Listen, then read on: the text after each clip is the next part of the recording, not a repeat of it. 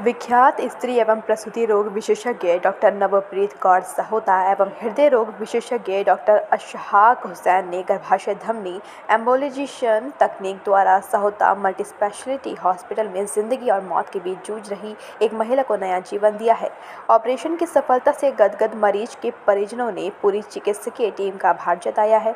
Doctor Navpreet Kaur Sahota ने बताया कि क्षेत्र की 26 वर्षीय महिला जिसे डी&सी के बाद अत्यधिक रक्तस्राव हो रहा था और वह गंभीर एनीमिया के साथ आर्टेरियोवेनस मालफॉर्मेशन से पीड़ित थी। मरीज की गंभीरता को देखते हुए हॉस्पिटल के हृदय रोग विशेषज्ञ डॉक्टर अशफाक हुसैन से चर्चा कर गर्भाशय धमनी एम्बोलिजेशन लिए न्यूनतम आक्रामक विधि अपनाकर मरीज का सफलतापूर्वक उपचार किया गया। नमस्कार मैम, आपका न्यूज़ टुडे उत्तराखंड में स्वागत है। जिंदगी और मौत के बीच जूझते हुए एक परिवार को आपने नया जीवन दान किया और उनके परिवार ने आपका बहुत आभार जताया है। इसके बारे में बहुत बहुत धन्यवाद। एक्चुअली मैं इसके बारे में यही बताना चाहूँगी कि एक्चुअली हमने एक प्रोसीजर किया जिसका नाम है यूट्राइन आर्टरी एम्बोलाइजेशन। एक 26 वर्षीय महिला थी जिसके 2-3 बच्चे पहले ख़राब हो चुके थे। अभी वो 4 मंथ्स प्रेग्नेंट थी तो उसका बच्चा फिर से ख़राब हो गया। उसकी सफाई कहीं बाजपुर में हुई। उस सफाई होके 3 महीने हो गए थे लेकिन पेशेंट को लगातार ब्लीडिंग हो रही थी। जब पेशेंट हमारे पास पहुंची तो पेशेंट की स्थिति बहुत गंभीर थी। 3 ग्राम उसका खून रह गया था और उसको बहुत ज़्यादा हैवी ब्लीडिंग हो रही थी। अल्ट्रासाउंड कराया गया तो उसमें आया कि बच्चेदानी के अंदर नसों का गुच्छा बन गया है। अब जो नसों का गुच्छा है उसकी सफाई तो नहीं हो सकती है क्योंकि उसको छेड़ते ही और ज़्यादा ब्लीडिंग हो जाती। ऐसे पेशेंट में विकल्प सिर्फ एक ही रहता है, बच्चेदानी निकालना।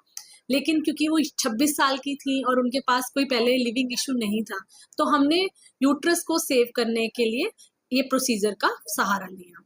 इससे क्या होता है कि बच्चेदानी की ब्लड की सप्लाई बंद कर दी जाती है तो जो ऐसे नसों के गुच्छे होते हैं वो सिकुड़ के खुद ही खत्म हो जाते हैं। तो प्रोसीजर बहुत ही सक्सेसफुल रहा। नेक्स्ट डे ही पेशेंट डिस्चार्ज हो गई और जब हमने रिपीट अल्ट्रासाउंड डिस्चार्ज से पहले किया तो उसमें स्थिति और बहुत ज़्यादा बेहतर हो चुकी थी।